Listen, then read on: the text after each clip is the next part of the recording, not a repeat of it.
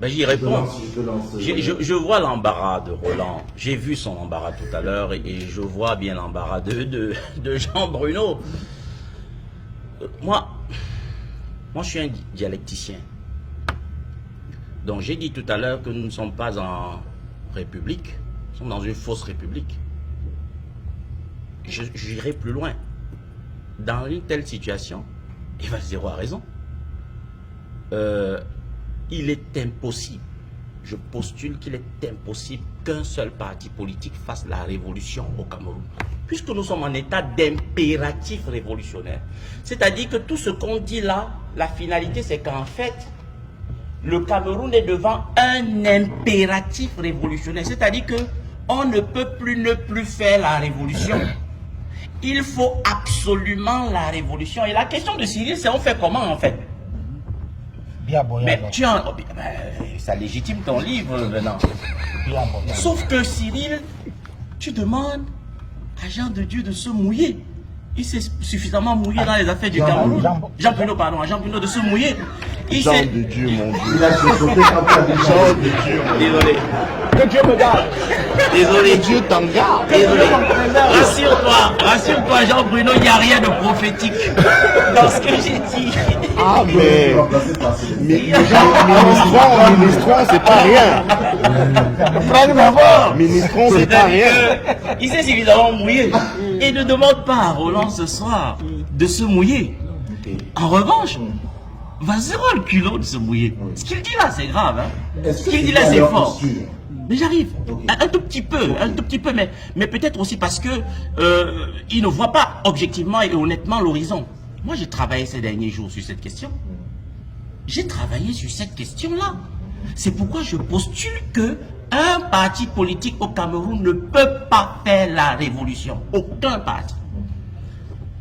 Qu'est-ce qu'il faut faire?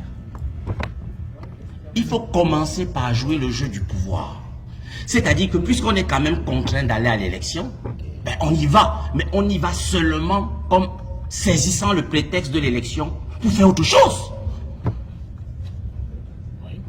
C'est pourquoi je sors du fatalisme.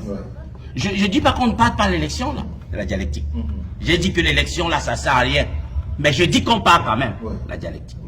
Donc, je dis qu'on est forcé d'y aller, non? Allons-y, allons-y. Mais allons-y sans espérer qu'un parti politique fasse la révolution. Qu'est-ce qui va faire la révolution? Mais 1789, la révolution des communes en France. Les localités, les terroirs doivent faire la révolution. Le mouvement révolutionnaire au Cameroun dans les années 60 a été porté par les communautés Valsero. Et les partis politiques ne sont, il faut le dire, il faut appeler chacha. Moi, je ne suis pas en train de jouer le jeu du pouvoir là. Les partis politiques n'ont été que les adjuvants de force et de dynamique puissante qui venaient de nos terroirs et communautés, où il y a une cosmogonie, des croyances, des habitudes, des façons de faire qui sont profondément anticoloniales. Il ne faut pas aller chercher la substance qui va résister au pouvoir néocolonial dans le système néocolonial. Faut aller le chercher ailleurs. Il se trouve dans nos terroirs, Valsero. Roland, il se trouve dans nos communautés. Elle se trouve, cette substance-là, dans nos communautés. Ce substrat idéologique-là est dans nos communautés et dans les traditions de nos communautés. C'est pourquoi le système néocolonial a travaillé à souiller les communautés et les terroirs. C'est pourquoi il y a quelque chose d'éminemment mystique dans le fait de convoquer les chefs traditionnels à Yaoundé. Ça n'est pas rien. C'est une dynamique profonde. Tu vas finir par arriver là où j'ai commencé. Mais j'ai jamais été loin de là où tu as commencé. Sauf que je suis en train d'accoucher là. J'accouche. Pause. Donc, le substrat qui va déconstruire le système néocolonial existe. Mais il ne se trouve pas là où on croit. Parce que l'existence des partis politiques est un jeu précisément néocolonial. Puisque c'est encadré par des lois néocoloniales. On vous demande de dire le discours, un journaliste ne se mêle pas de politique, l'objectivité journalistique, la neutralité. En situation de dictature, bon sang. En situation de dictature, et vous vous habillez d'une telle esthétique. Ça nous sert à quoi, ça? Vous jouez le jeu du pouvoir néocolonial. Alors je dis qu'il faut aller à l'élection, mais ne se servir de l'élection que comme d'un prétexte qui va libérer le potentiel du peuple authentique. Sauf que, est-ce qu'un peuple imbécilisé peut faire la révolution? Un peuple dopé à l'opium du tribalisme ne fait pas la révolution. Il faut donc retourner à nos sociétés atomisées, les communautés, pour maudire l'État néocolonial. Parce que c'est là-bas que l'État néocolonial a mis la souillure, en vous faisant croire que vous êtes représenté en République par la cooptation de quelques élites compradors qui ne vous représentent pas, qui servent les intérêts, mais qui vous mettent dans l'illusion que vous êtes dans la République. J'ai postulé tout à l'heure que nous ne sommes pas en République. Nous sommes une société atomisée.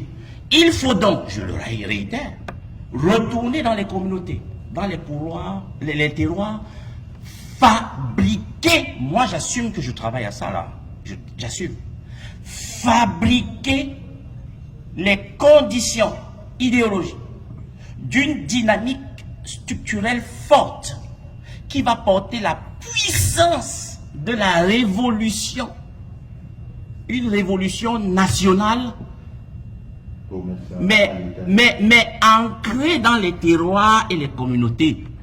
Donc, on ne suspend pas le jeu hypocrite de la démocratie, mais on va chercher de l'énergie là où ça se trouve, c'est-à-dire dans nos communautés et dans nos terroirs, en disant la vérité sur nos communautés.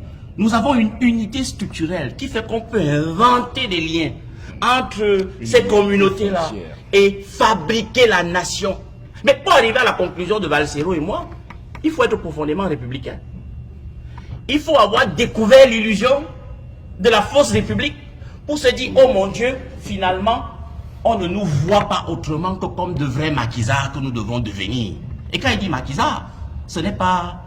vous vous souvenez hein, que le président Bias a triomphé et s'est réjoui d'avoir vaincu les maquisards. Il est le chef d'un gang qui fait la guerre à la nation. Mais il faut que la nation se lève et qu'elle se libère. Et quand je dis la nation, je parle de la nation profonde. Pas de la nation des partis politiques. Tout à fait. Je voudrais que ça ait été clair là. Bonjour les enfants, c'est papa. Mon mur est un asile psychiatrique à ciel ouvert et ma salle d'attente est toujours bondée. Bienvenue à la clinique les enfants. Ça c'est mon gars sûr, Luc Perry Wanji. Vous voyez très bien que là, on a amorcé le chemin réel de notre émancipation. Il est important que nous arrêtons de jouer à l'élection et que nous fassions la révolution. Il est important que nous arrêtons de jouer aux pseudo-démocrates dans une démocratie qui n'existe pas.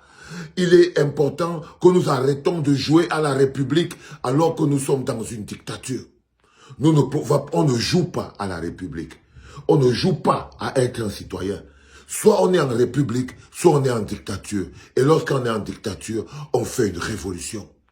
On ne fait pas une élection, on fait une révolution. On ne mène pas un combat politique, on mène une lutte de libération. Et c'est à quoi nous sommes confrontés aujourd'hui, à l'état actuel de notre pays. Après 4 élections parcourues, après avoir fait le tour de la question, je peux vous dire avec certitude que ce que nous menons n'est pas un combat politique qui obéit au code d'une élection et des codes démocratiques d'une société. Non. Nous sommes dans une lutte de libération qui nous permet de nous opposer à l'ordre dominant. Nous sommes dans le maquis. N'ayons pas peur de prendre notre place dans le maquis, parce que c'est qu'une fois dans le maquis que nous trouverons l'énergie nécessaire, les activités nécessaires et la force nécessaire pour faire face à ce pouvoir néocolonial. Mais si nous n'entrons pas dans le maquis, nous n'aurons pas les outils pour faire face à ce gouvernement néocolonial.